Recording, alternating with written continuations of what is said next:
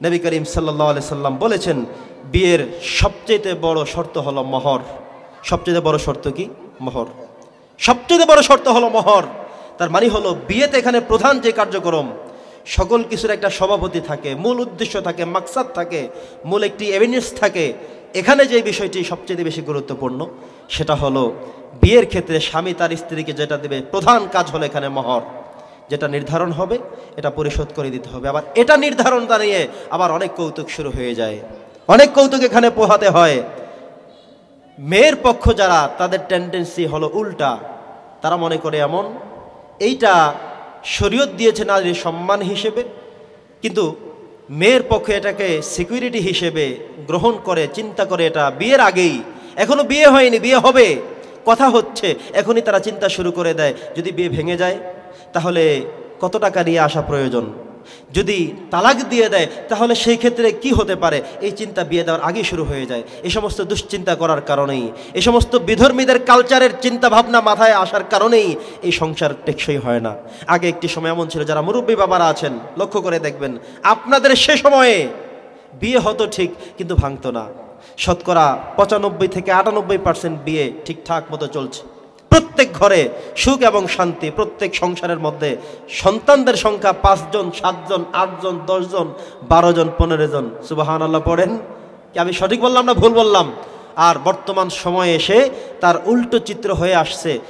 অনেক টাকা দিয়ে মহারণা ধার্য করা হয়, দেখা যায় 3 মাস পরে ডিভোর্স হয়ে গেছে, 6 মাস পরে বিয়ে ভেঙে গেছে, 5 বছর পরে আর নেই, 10 বছর পরে চুরমার হয়ে গেছে। এটার কারণ হলো যে ইজ্জতে এবং সম্মান হিসেবে মহারণাকে ধার্য করে দিয়েছেন স্বয়ং আল্লাহ তাআলা।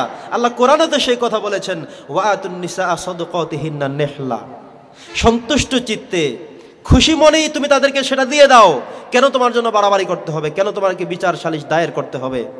বর্তমান মেয়েদেরকে আমি বলছি, আমার বোনদেরকে আমি বলে দিচ্ছি, যারা সামনে বিয়ে হবে, হযরতে ফাতেমা রাদিয়াল্লাহু তাআলা আনহা যেই সিস্টেম করেছেন, তিনি বলেছেন যে মহারণার অংশ পরিশোধ করার আগে এখানে আর কোনো কথা বলা যাবে না। আগে নবী করিম সাল্লাল্লাহু আলাইহি সাল্লাম বলেছেন, মহরের যে গুরুত্বপূর্ণ বিষয় তিনি এখানে আলোচনা করেছেন, যে মহর এর অঙ্কটি, যে অংশটি আমরা ধার্য করব, অনেক সময় বাবারা, চাচা, দাদা, নানা অনেকে একত্রিত হয়ে আমরা যে মহর অংশটুকু ধার্য করি, এটার ক্ষেত্রে নবীজি বলেছেন যে মহরের সংখ্যা অংশ যত কম হবে এই ফ্যামিলির মধ্যে তত বেশি বারাকাত হয়ে যাবে। পড়েন সুবহানাল্লাহ, যেটা বলেন না সুবহানাল্লাহ।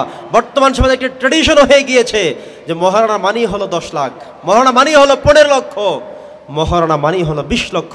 কিন্তু ছেলে কতটুকু উপযুক্ততা রাখে, কত টাকা মাসে ইনকাম করে, তুমি যদি 10 লক্ষ টাকা তার কাঁধে চড়িয়ে দাও, সে যদি মাসে মাত্র 15,000 টাকা ইনকাম করে থাকে, তাহলে সে খাওয়া দাওয়ার পরে কত টাকা করে সেভ করে, কত মাস, কত বছর, কত যুগ পর্যন্ত সে সেটা পরিশোধ করবে, কতদিন তাকে সময় দিলে।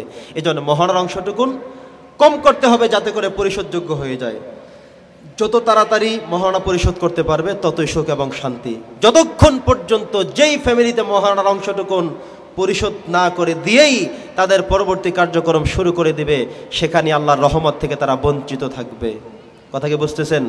আবারও বলছি, যে সমস্ত বাবারা মহারণার অংশটুকু আজও পর্যন্ত পরিশোধ করে দেননি, কিন্তু দেখেন যে সন্তান আপনার কথা শোনে না, মেয়ে আপনার ঠিকমতো হয়নি, আপনি যেমন মাইন্ড সেটআপের ছিলেন, আপনি যেভাবে ভালো মাইন্ডের মানুষ ছিলেন, কিন্তু আপনার মেয়েটা হয়ে গেছে অন্যরকম, আপনার ছেলেটা আপনার কথা শোনে না, কিন্তু একটা ঘাবলা আপনার রয়েছে, সেটা খুঁজে বের করতে হবে। আপনি খুঁজতে খুঁজতে অন্তত একটা জায়গায় গিয়ে পাবেন যে স্ত্রীর যেই হক ছিল, মহারণা সে প্রাপ্তের অধিকারী ছিল, আপনি সেটা পরিশোধ করে দেনই নাই, বরং তার থেকে সময়ও নেন নাই, পরিশোধ পরেও করেন নাই, সেটা ঋণ হিসেবে থেকেই গিয়েছেন। ফলে আপনার সঠিকভাবে আপনি স্ত্রীর সাথে না থাকতে পারার কারণে সন্তানগুলো আর আপনার মতো আর হয়নি যেভাবে আপনি চেয়েছেন। প্রিয় সুধী, এভাবে সন্তান যদি সঠিক পেতে হয়, সন্তান যদি আপনার মন মতো পেতে হয়, আল্লাহর কাছে দোয়া চেয়ে ভালো আনতে হয়, তাহলে প্রথম শর্ত হলো মহারণা পরিশোধ করে দেওয়া লাগবে। কি করা লাগবে বলেন সবাই? যে যেখানে আছেন একটু কথা বলবেন। মহারণার অংশটুকুন যতক্ষণ পর্যন্ত পরিশোধ করা না হবে, মুহাদ্দিসরা লিখেছেন, ততক্ষণ পর্যন্ত তার সহি শুদ্ধভাবে সন্তান পাওয়ার আশা করা যায় না। প্রিয় সুধী, এই জন্য আজকে আমরা এখান থেকে সিদ্ধান্ত গ্রহণ করব, আজও পর্যন্ত যারা মহারণার টাকা পরিশোধ করে দেয়নি, অনতি বিলম্বে খুব কম সময়ের মধ্যেই আমি আমার স্ত্রীর সাথে পরামর্শ করে কথা বলে একটি সময় ধার্য করে নিয়ে আমরা সেটা পরিশোধ করে দিব। আর নবী করিম সাল্লাল্লাহু আলাইহি সাল্লাম এই ক্ষেত্রে বলেছেন, মহারানার শুধু অংশ নয়, বরং বিয়ের মধ্যে যে যত বেশি পরিমাণ, যত কম খরচ করবে, তার এখানে আল্লাহ তাআলা বরকত তত বেশি দিয়ে দেবেন। সুবহানাল্লাহ। বিষয়টা এমন না যত বেশি খরচ তত বরকত, না। নবীজি বলছেন যত কম খরচের মধ্যে বিয়ের কাজ কমপ্লিট করতে পারবে তার জন্য তত বেশি শান্তি। পড়েন আলহামদুলিল্লাহ, জোরে বলেন আলহামদুলিল্লাহ। তাহলে আমরা মহারানার ক্ষেত্রে এবং বিয়ের ক্ষেত্রে কম করব না বেশি করব? নবীজি কত সহজ করেছেন, অনেক সহজ করেছেন। এমনকি সহজের সবচাইতে কমের উদাহরণ হলো এটা যে নবীজি বলছেন তাহলে তুমি তাকে কোরআন শিখিয়ে দিবে, বিশুদ্ধভাবে কোরআন মাজিদ শিক্ষা প্রদান করিয়ে দিবে। এটাই হলো মহরের মূল অংশ। এটা করে তিনি বিয়ের কাজ সমাপ্ত করে দিয়েছেন, কঠিন করেন নাই। বর্তমান যুব সম্প্রদায়ের জন্য যেটা সবচেয়ে বেশি কাল হয়ে যাচ্ছে সেটা হলো মহরের অংশটা বিশাল করার কারণে অনেক যুবক প্রতারণা করে, ছলনা করে, জেনা করে, ব্যভিচার করে, অন্যায় করে, ঠিক, কিন্তু বিয়ের নাম সে নিতেই পারে না, কারণ সে জানে বিয়ের নাম নিলেই 10 লক্ষ টাকা গুনতে হবে, বিয়ের নাম নিলে আমাকে 5 লক্ষ টাকা মিনিমাম ব্যয় করতে হবে, এই টাকা ছাড়া আমার বিয়ে করা কখনোই সম্ভব নয়। ফলে সে অপরাধ করে যাচ্ছে, জেনা করে যাচ্ছে, ব্যভিচার করে যাচ্ছে।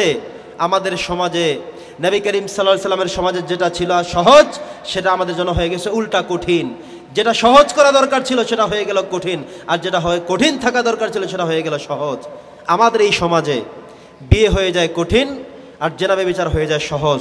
কারণ হলো একটাই, মহরের অঙ্কটুকুন যদি কম ধার্য করা যেত, কম মহারণা দিয়ে যদি বিয়ে সমাপ্ত করা যেত, তাহলে যুবকরা অন্যায়ের দিকে পা না বাড়িয়ে জেনা ব্যভিচারের দিকে, এই হারাম কাজের দিকে লিপ্ত নিজেদেরকে না করে, বরং তারা নিজেদেরকে বিয়ের কাজের দিকে তারা অগ্রসর করিয়ে হালালভাবে আল্লাহ তাআলা যে রাস্তা বৈধ করেছেন, জায়েজ করেছেন, ফরজ করে দিয়েছেন, এটা তাদের জন্য সহজ করে সমাজে শান্তি এবং শৃঙ্খলা আরো বেশি বেশি বয়ে যেত বলে আলহামদুলিল্লাহ।